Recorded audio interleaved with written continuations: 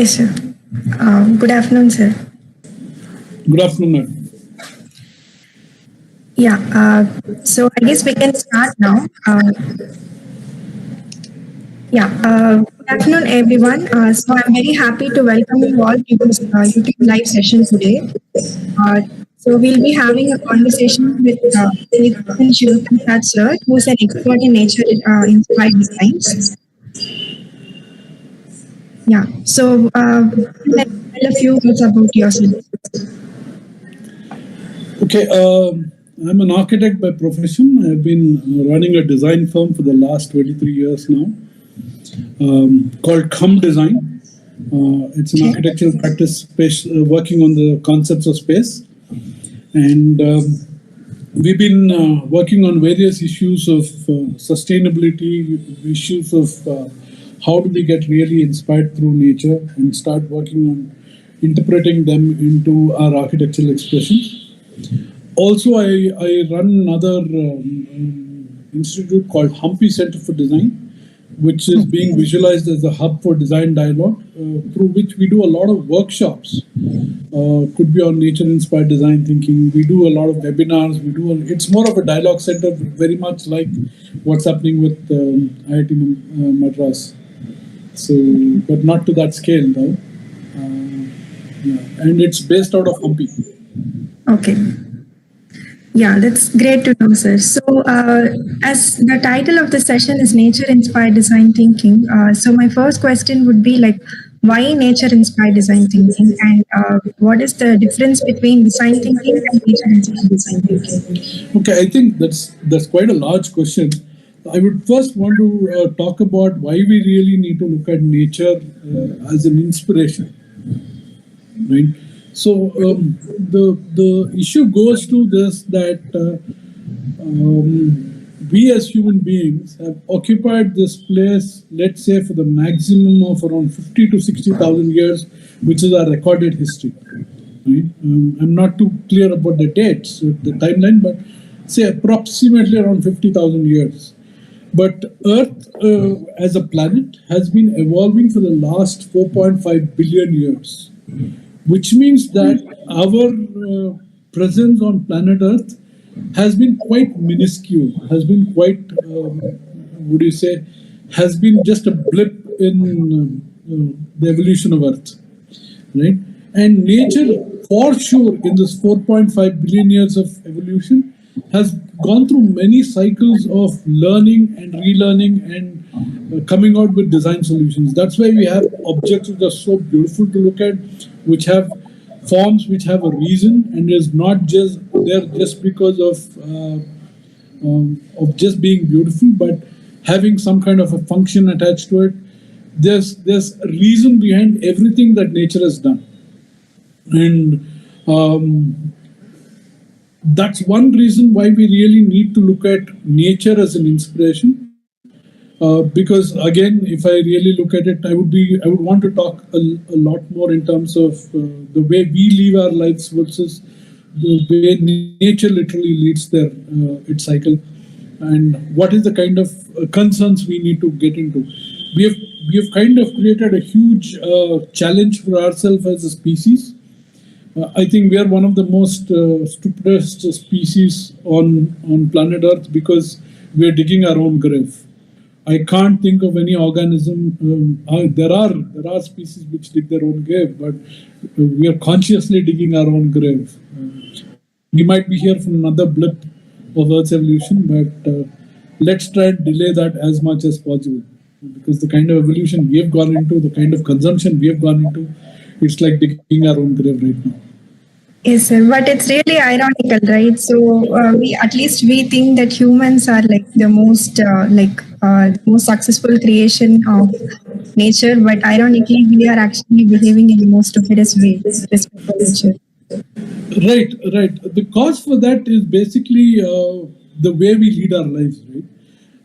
We have a very linear system of leading our lives. All our resources come from Mother Earth.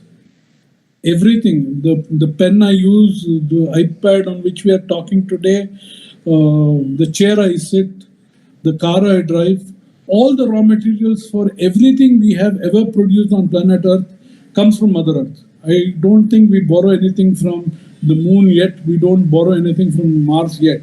We still haven't reached that stage of going and polluting another, or rather making use of another resource, right? So, but after we consume, we are never process of the way we are consuming things. We as a society, we as a species are sending everything back into the planet Earth as a landfill, and not literally looking at it as being food for another process.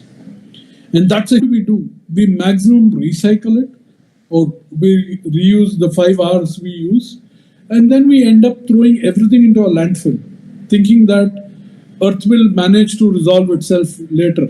It would definitely resolve all the waste we've created, but it would not be for our species. It can become food for another species, but not for us. We might find new organisms which can eat into plastic, right? But it might not be a cyclical system for us. The spirit of Gaia, which is a philosophy of the Greek, talks about this whole idea that Earth will continue to live. It might become a ball of fire, it can become a ball of ice, it can become a ball of water, but it will continue to survive. Earth will continue to survive. It is just that we don't have to save Earth. That's a wrong nomenclature we put to ourselves, saying that let's save Earth. Sorry, we are not saving Earth. We are saving ourselves from our own destruction. So that is the path we need to take. And what better guide than to go for nature as an inspiration? Because nature for billions of years has looked at solving problems, Everything we face today, be it financial problems, be it management problems, be it a product design problems, is already been addressed by nature. It is the most economical way of surviving. It has found ways of creating things which become food for another process immediately. It has found answers to every problem we as human beings are facing today, right? And that's something which we really need to look at as an inspiration. And that's where I think nature-inspired design thinking is a much needed vertical to work on at this point of time. Yes, sir. So, having understood your interest and also the need for biomimicry or nature-inspired design right now, so can you tell us one animal or creature which has most fascinated you, your? Of recent days, I mean, I've been studying structured light, especially the blue butterfly, monarch butterfly, and that butterfly. Just imagine the what do you say? The wings of the butterfly is made up of a series of, at the nano level, is made up of a series of cone-like structured elements on its wing. And because light, the white light which falls on it disperses and only throws out the blue color, the amazing blue color. And that is being converted. I mean, I was reading about another company which is looking at the structured light which comes out of any of the insects or butterflies, and then converting that into paints, where there's a building which is painted, and because of the daylight which moves and the quality of light which falls on it, the color of the building can change. Excuse me, I'm really sorry. It's okay. Right? So I'm really looking at such inspirations from nature. I'll just go on a mute for a second. Sure.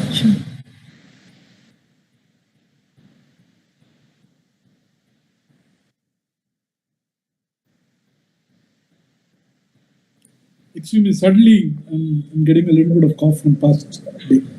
Sure. Are you okay now? I'm okay. Yeah, sure. Yeah, so you actually talked about how efficient nature is, right? Can you give us some insights on the process of natural selection and how humans can actually inspire from the process of natural selection? Right. So I think one of the amazing theories we have been introduced to is the theory of evolution by Charles Darwin.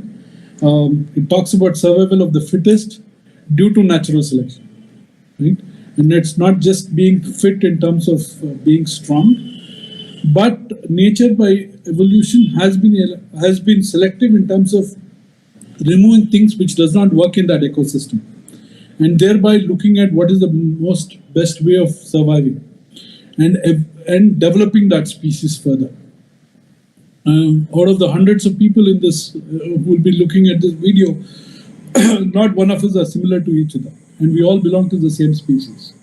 So each one have been some kind of a value add into the nature's equation of saying, let me better myself, right? And that is something which helps us really understand how nature has been looking at growth, right? Say there might have been white crows,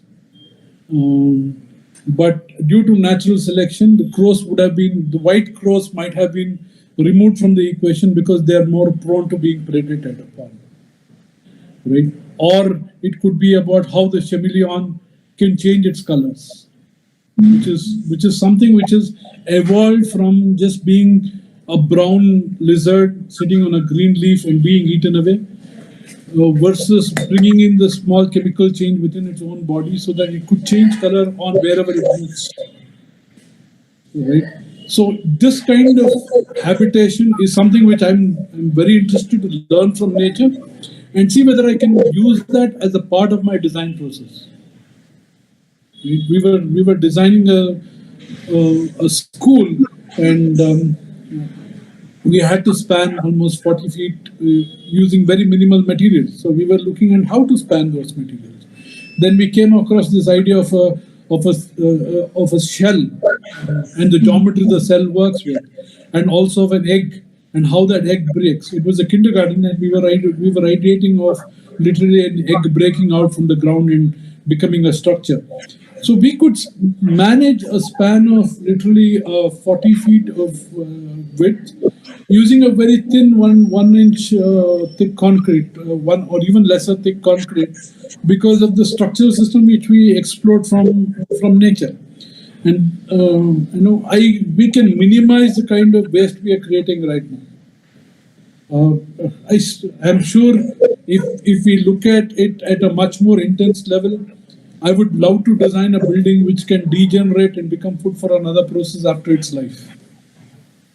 And definitely that's the thought process we need to get into as we're moving forward in terms of material studies and things like that. Yeah.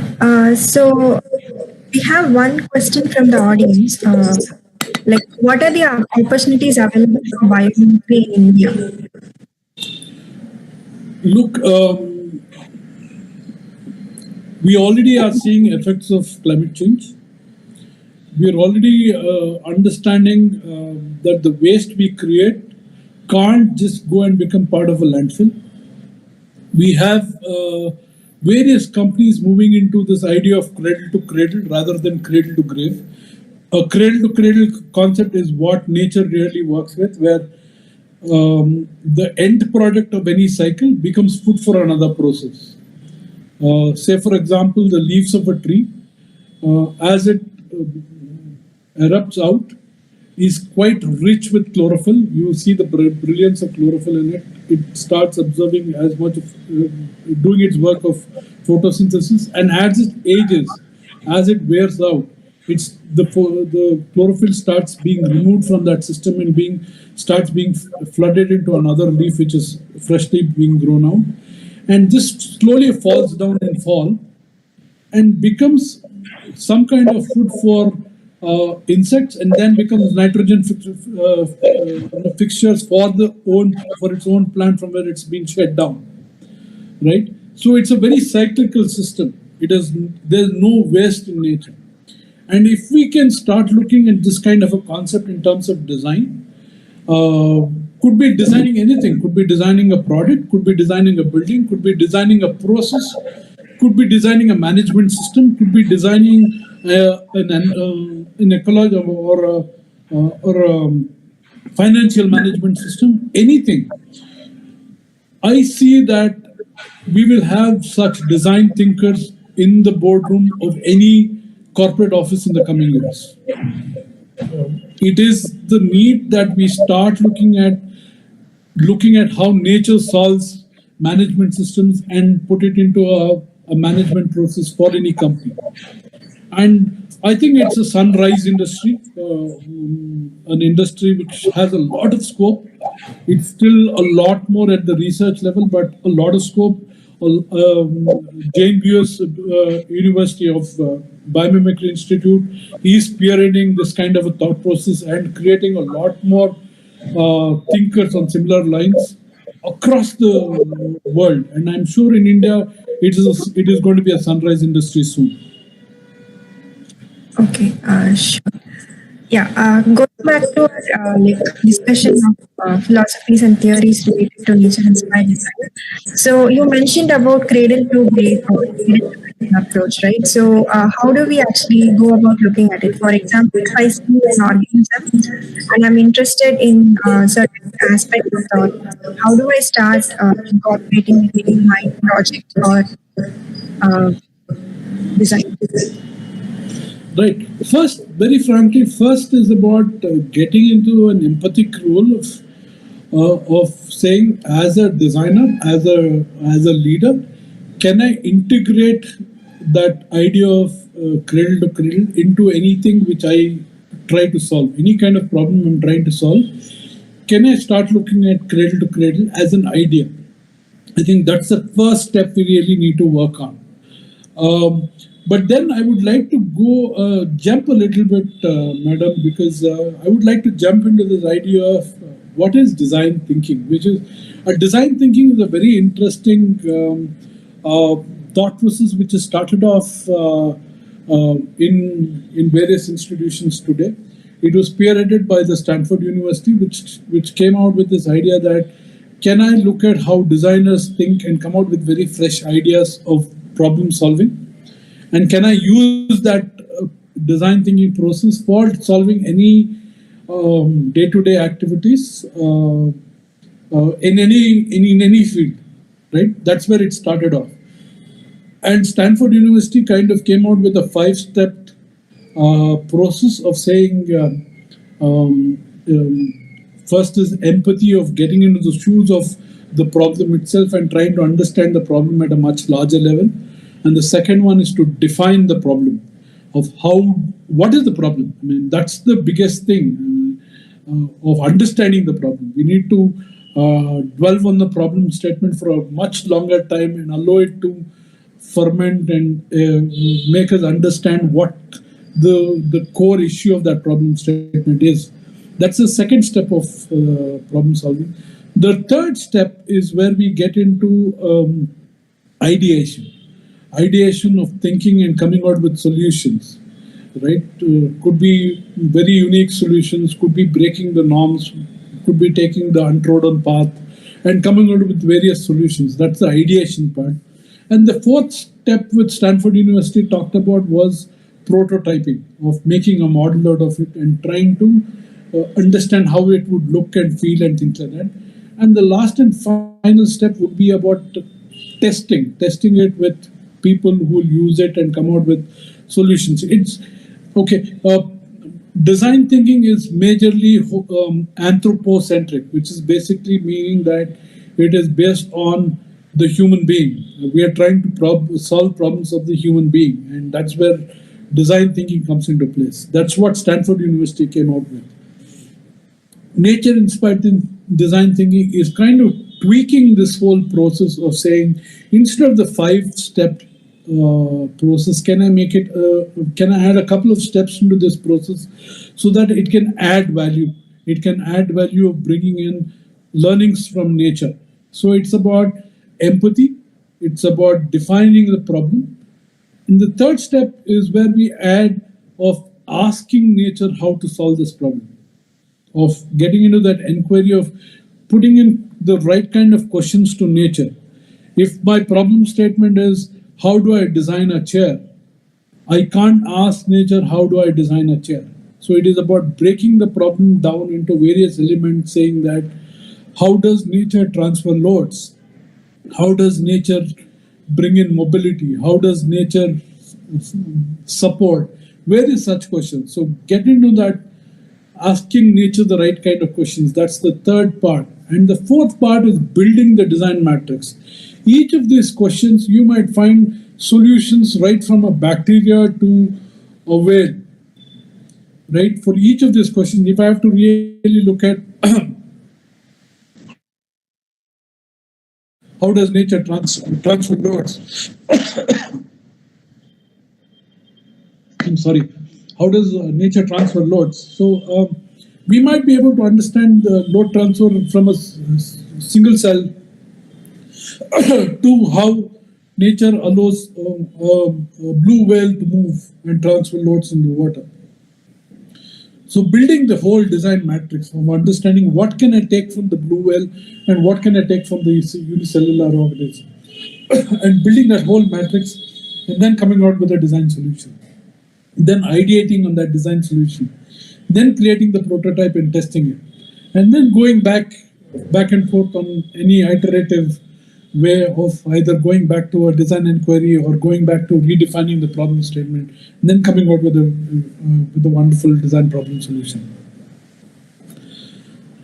Yeah, so actually, for most of us, it's like a very introductory kind of uh, level we are in about biomimicry. So I think this will help us to look more into this design process, so that I think many of them are asking also questions like how to go about doing a project. So yeah, I hope your guidelines will help us to look more into this process as such. Right. I have I will go through it through a couple of examples of how different companies have really looked at it. One example I would like to look at is a very famous example of biomimicry, which is the bullet train. If you all have seen the bullet train, the modern bullet train has got a very beak-like structure on the facade, on its front edge. Your earlier bullet train had a blunt facade, had a blunt front edge, right? So whenever this bullet train used to move through tunnels, because of the density of air, it created some kind of a sonic boom, which kind of hit the wall of air. So it definitely created some kind of a sonic boom. Number one. It also drastically reduced the speed of the train. Right? So, okay, that's the problem statement which I have to really look at. Then you start looking at redefining the problem statement and saying that how does nature move between two mediums of two different densities without cutting down its speed, without cutting down its, without having any resistance. And one of the solutions which they came out was with the kingfisher's beak. A kingfisher can hover over a surface of water, identify its fish, put its beak inside without disturbing the surface of the water, catch its fish and come back. So the moment they pulled this idea of a kingfisher's beak and then converted that into the facade of a bullet train, we have, today we have trains which moves at much faster speed. Today we have trains which have reduced their sonic boom because of this, which allows the air to transfer on that curve and move out of the train without creating some kind of a barrier for the train to enter the tunnel. So it's some kind of an understanding of how nature has helped us solve the problem. Okay. It is not definitely a cradle to cradle design, but something which is more about being inspired from nature and moving towards it, right? Similarly, there are many such examples. Another example is of a company called Sharklet Technologies, which looked at how the shark is able to swim at that speeds in water, even though it has a large mass. And then when they look at the micro level, the surface of the skin, it is made up of a certain geometry which influence chakra technology to redesign the swimwear of people who can wear the clothing. So today's swimwear are completely clothed head to toe with those fabrics, which allow for easy movement inside water. And I think one of the first times it was ever used by was Michael Phillip in the Australian Olympic Games. It definitely helped him. He's come on record where he says that it definitely helped him improve his speeds, and it gave him nine or 10 Olympic gold medals in the Australian swimming Olympics. There are many such examples. There are many such examples where even in one of our workshops which we were doing on nature-inspired design, we had a chemical engineer who was a participant who said he wanted to create a soap which does not have high acidic value.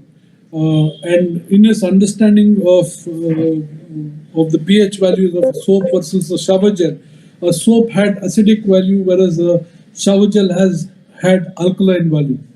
And it gets the acidic value because of the hardening element which comes into it.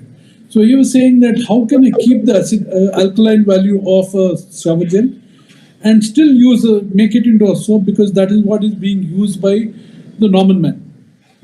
So then when we started looking at organisms, we looked at organisms which has a skin which allows for water movement to happen only on the unidirection, which does not allow water or liquids to move from one side of the skin onto the other side, but it allows water to move from inside to the outside. So he ended up designing a soap case, which is made up of that kind of a membrane, which allows for soap to move from inside to outside and not from outside to inside. Right? So all you need to have is to fill it up with the shower gel and use it on your body, and it still works like a soap. Okay. Right? So it's simple things like that. Is how can I look at nature for an inspiration there and use it as a design process? Yes, sir. So I have one question at this point. Like you have conducted workshops with students, right? So you might have come across people from different backgrounds. So how is their response towards biomimicry, and what is the enthusiasm among students for biomimicry? Right. One common thing is, I generally do this on a very tight schedule because of time constraints. We do it on a 6-day activity of 3 days each, where on the third or fourth day, when they're introduced to this idea of asking nature the right kind of questions and finding out from nature the various organisms which have solved their problems. That for me is a life-changing movement. Is a very frankly a very life-changing movement where they suddenly look at a problem statement as simple as designing a pen. To somebody, in one of the workshops, the group of students had just visited the Ganges and had seen half-burnt dead bodies in the river, right? And they wanted to see how nature can help them solve it. And they came out with certain mechanisms being inspired from nature to design certain mechanisms so that you have this social image that I would want my half-burnt bodies to go into the river, because that's a cultural thing for me. I would want my body to be a part of the Ganges.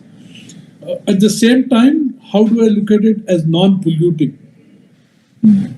So they could look at nature-inspired design thinking processes a bit that it was purely at the conceptual level, that they could look at certain organisms in nature which can help them not pollute the body in the water, at the same time allow the body to be a part as a part of the immersive process as a cultural system. So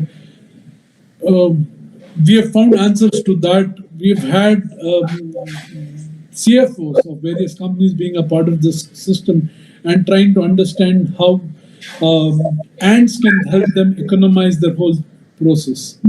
Right. One of the examples, not in our workshop, of course, but the Southwest Airlines in the United, is it the Southeast or Southwest? I forgot.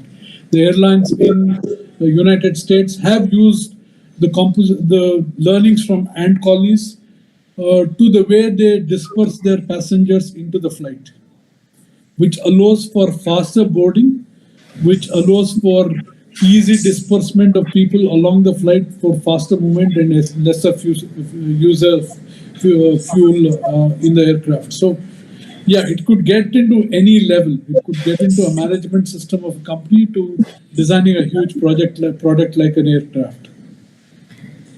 Yeah, that's actually very interesting to know. Like, I usually like ants. We have a lot of interesting things to learn. So, yeah. Now, and this is also one more like a follow-up kind of question. So, as you mentioned about companies, so what would be response or inclination of investors or maybe target companies towards this approach, like nature-inspired?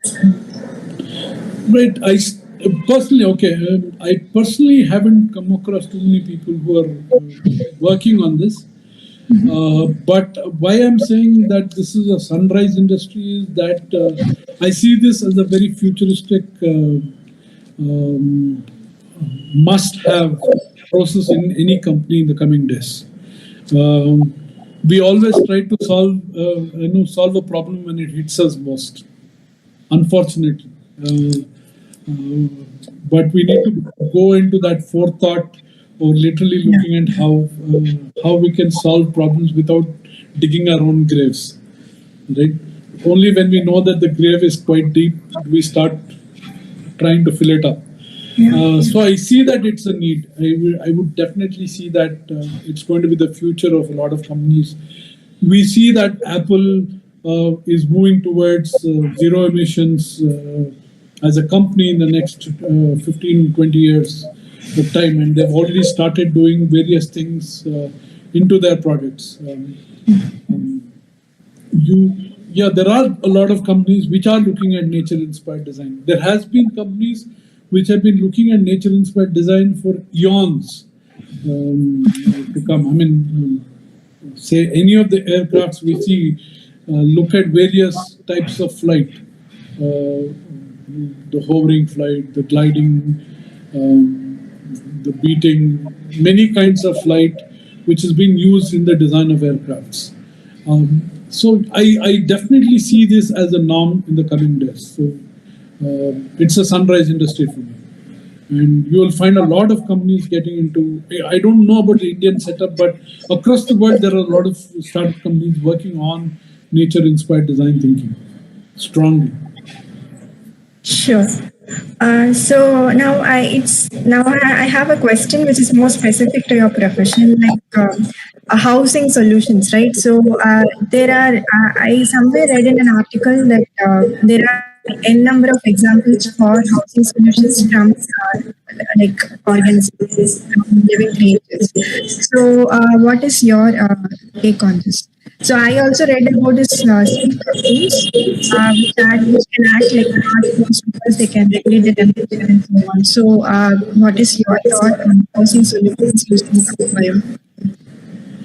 Right. It's at multiple levels. Very frankly, for an architect, nature-inspired could be at multiple levels.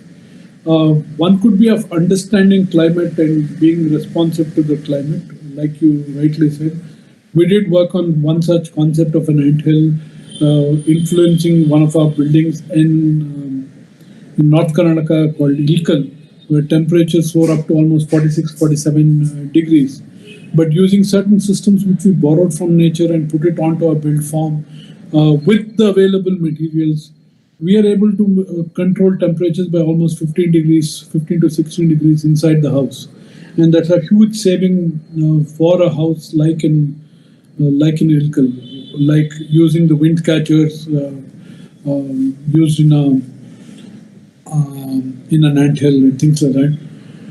Where we manage, even in summer, only in peak summer during the afternoons, they use a fan. So we can use climate responsive architecture. We can look at structural systems because the way we use materials today, we still work with a 90-degree idea of transferring loads on a 90-degree, or column and beams are 90 degrees. Nowhere in nature do we find columns and beams or load transfers happening on a 90-degree. So if I have to really look at this idea of load transfers in nature, and in one of our projects for another college, we were designing a school, again, where we looked at the tree and said that can we incline the columns inward on the ground floor and outward on the first floor? What does it do for our structural systems by keeping the center of gravity constant? And that brought in a reduction of the consumption of steel by almost 30%. If versus keeping it at 90 degrees. I'm sure we will find a lot more different ways of solving it to bring down that same load transfer to even 10% of what we were earlier using on a 90 degree. Yeah, it's something which we keep on researching on. To another level, which could be about coming out with new materials. We are still working on materials which are taken out from Mother Earth, but can I look at chemically forming new materials which can become food for another process after its death? There are a few people who are working on bricks made out of algae, right? So the structure grows because of algae growth and then disintegrates after its given time of usage.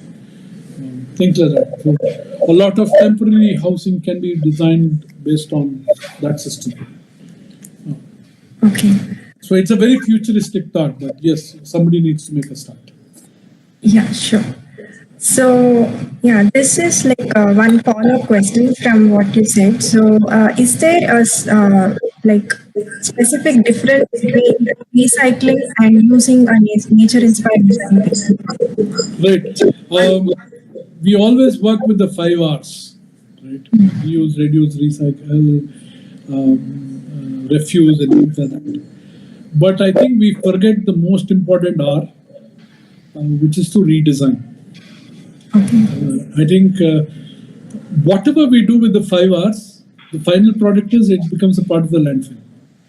Yeah. Right. But if I start working on the top R, which is redesign, can I redesign any process, any product, any design element, any problem which we want to solve with an idea that it becomes food for another process at the end of its life? Then we are following nature's principle. And that is where I see nature-inspired design thinking coming at the top R, right? Whereas the remaining 5 R's are only delaying our grave. The redesign would be removing the grave from the equation. Yeah, so I hope I answered that question of yours. Yeah. So there might be a misconception, like recycling and biomimicry are the same thing. So we need to understand that redesign is the most important distinguishing element. So I have one question from the audience. Are there any generalized design patterns formulated from studying nature? I have seen that there are similar patterns in software engineering. Can you also quote some examples of similar? Yeah, I got the gist of the problem statement, but I thought that there was a delay. There's some delay or lag in your question. Okay. Is my audio clear to everyone? Yeah. Yeah. Okay. Great. So as I mentioned earlier, if we are looking at the 7-stage process which we have worked out, borrowed from even parts of design thinking from Stanford and parts of what we learned from Biomimicry Institute, this 7-stage process is one process which we are following right now. We really get into that inquiry of nature, of asking nature the right kind of questions and coming out with solutions. We have had some amazing ways of looking at problem solving in our workshops. We have had students of 10 standard, we have had 6 standard students working with PhD holders together on coming out with some solutions. So it's been quite unique. And each one comes out with their own patterns. Each one comes out with their, even though the problem statement might be the same, the solutions might be different, because somebody would have looked at a butterfly, somebody would have looked at an amoeba, somebody would have looked at a shark for solving the same problem. The solutions might be different. So, but there's a process which we have come out with in our nature-inspired design thinking workshops, where we try and use that, which I shared with you earlier, the 7-step process.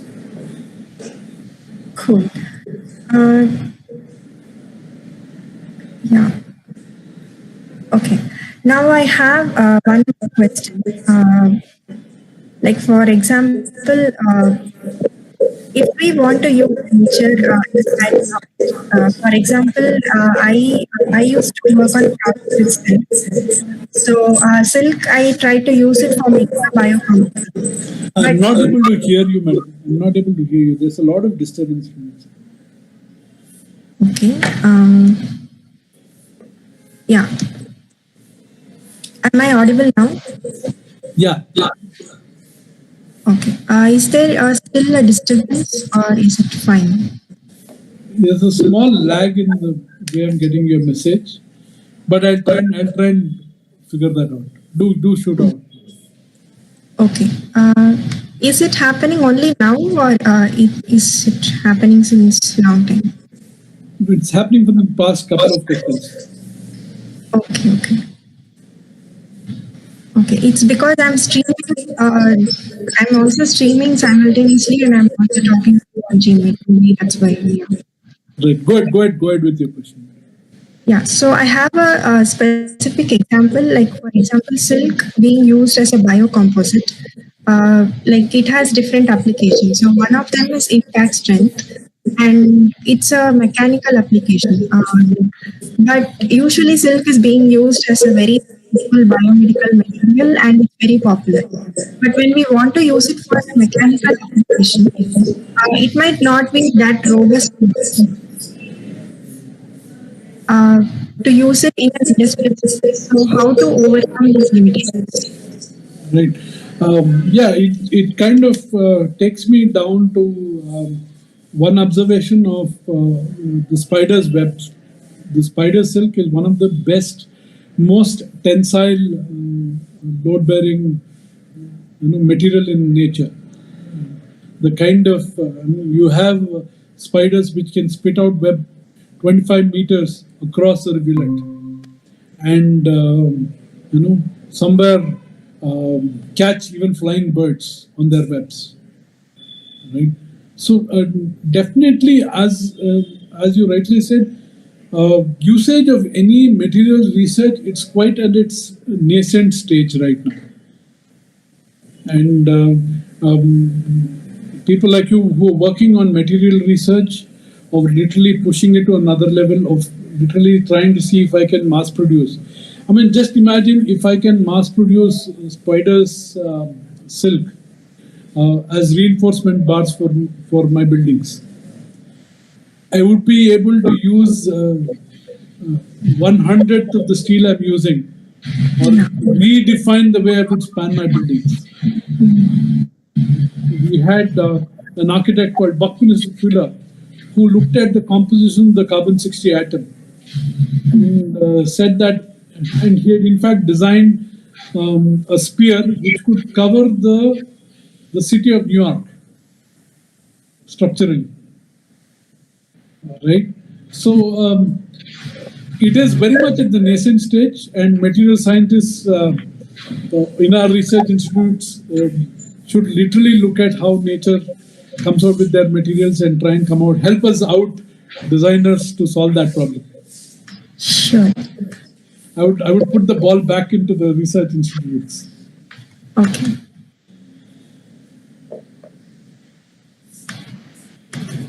Yeah. I have a follow-up question from what you just said. What do you think? How do you think we can make a successful collaboration between interdisciplinary researchers and designers?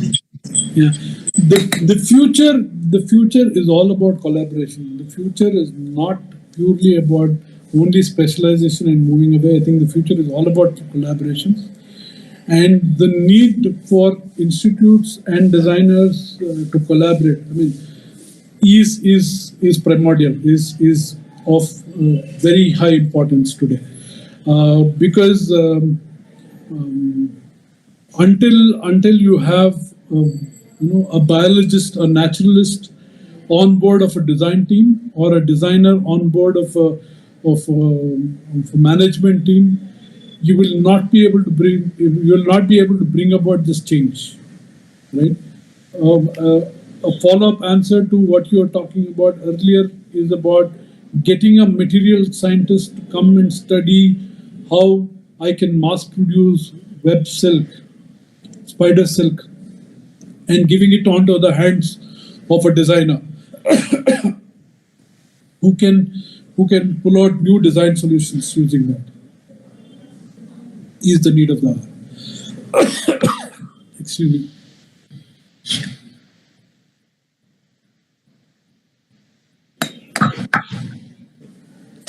Right.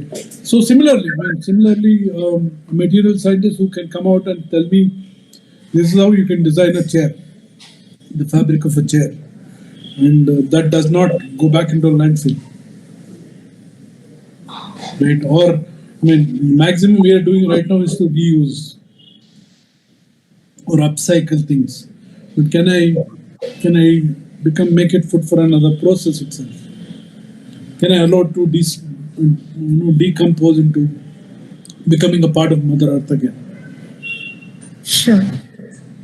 Yeah, so now I would like to have some rapid fire questions. So these are just for fun. So it may not be really technical. First one is, do you think humans are more clever or nature is clever? Nature is far better, far cleverer than human beings. Okay. The next one is, would you say nature is reality or it's just an illusion? Pardon? Nature is a reality concept or it is just an illusion? Nature is the only reality. Okay. Sir, but everything in nature keeps changing, right? Whatever existed before does not exist now. So whatever existing now will not exist later. Isn't change the necessity for being real? Otherwise, you'll get stagnant. Okay. Okay. Change is the most important thing, and otherwise we would have remained, cave dwellers or even nomadics.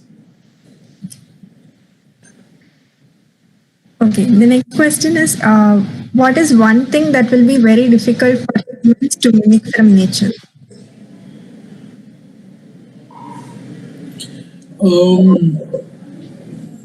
I think nature has a strong element of time in it. Right? Like I said, 4.5 billion years versus 50,000 years. So, if I have to really look at a species, dinosaurs were one of the longest dwellers of planet Earth. I think they were here for almost 250 million years outdwelling. And during one extinction period, almost 95% of the species were wiped out at one time in Earth's evolution. And then the 5% has evolved further into where we are today. So I think nature has time on its edge. It will continue to survive in its different forms. We don't have that edge. We might have another 50,000 years at our disposal. Whatever we are talking today, do you think BC is too far away? Whatever we took at timelines, right? Whatever we are talking about, even historically, we are talking about 400, 500 years old, or maximum a few BC years old, which is hardly 2,500 years, 3,000 years old. But nature has evolved for 4.5 billion years. Okay. Yeah. So that was not a rapid question. Okay. So next question is, if you would like to get one superpower from any of the organisms, what will be that? To decompose. Okay. I think if I'm able to design something which can decompose, I think that's the most brilliant superpower I can get from nature. Okay. Yeah. Last question is, in the next few years, would you like to see yourself as a successful author, or someone like a Nobel laureate, or someone like the richest CEO?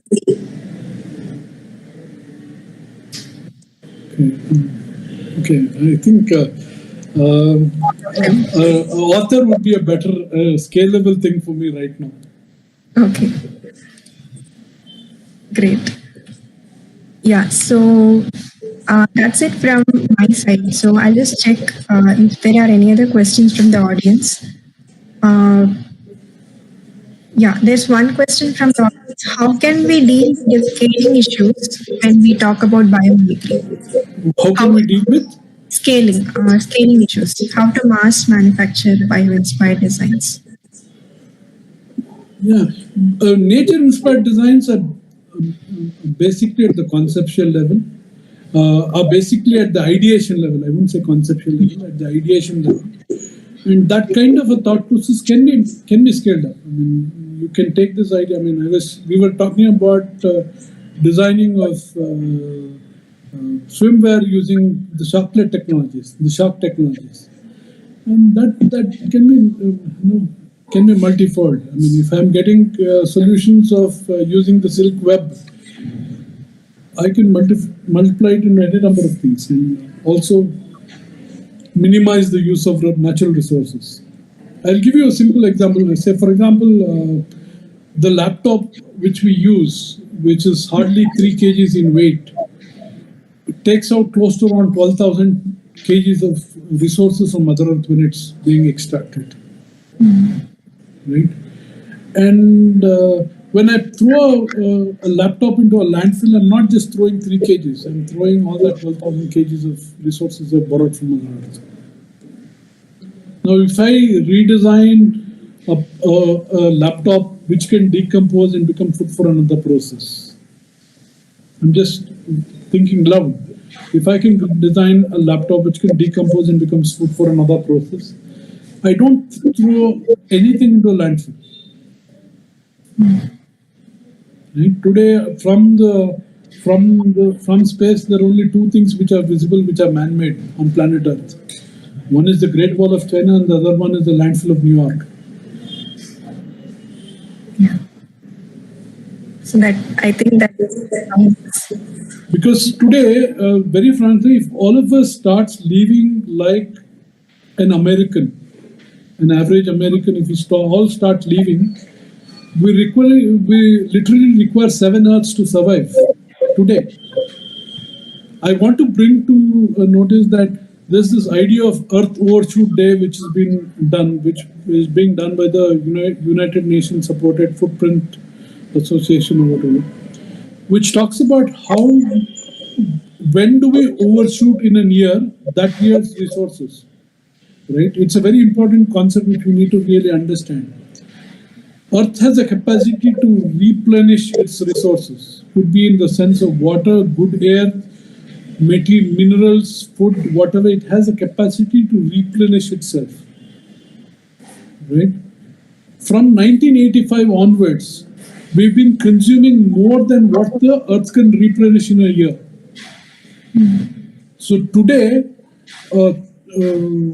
thanks to COVID, where we had a complete lockdown of all industries, everything, for almost 2 to 3 months, the Earth Overshoot Day shifted from August 1st to August 20th, which gave me hope, frankly, COVID gave me hope that human beings can repair themselves.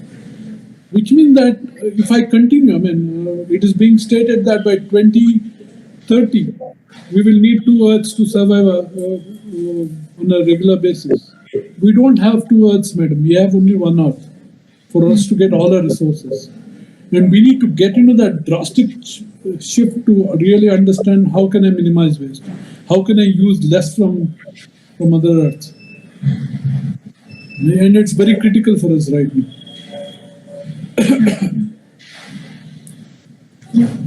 So, so that's it from my end and also from the audience. So, if you would like to have some closing comments or any other advice for us for aspiring civil environment. Thank you. Thank you for the opportunity. Thank you for the opportunity from IIT Madras. It was great to be on this platform. But I think we need to be environmentally conscious in whatever we are doing right now. I think that would be the parting words, and say that let's be conscious of what we are doing. I don't think we can be eco-friendly yet. We can only be environmentally conscious.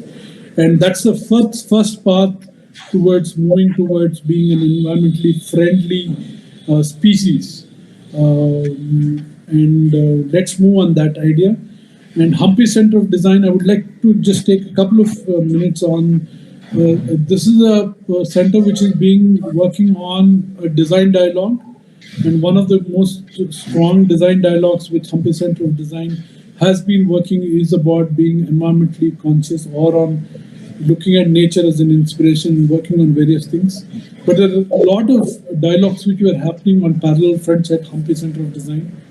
And in the COVID season, we've been doing similar workshops, doing similar webinars on the platform. And in fact, every Wednesday, every Saturday at 4 o'clock, we do have a webinar where we have various artists and designers coming and sharing their thoughts about the way they work with design. And we've been having a lot of youngsters coming and presenting their works.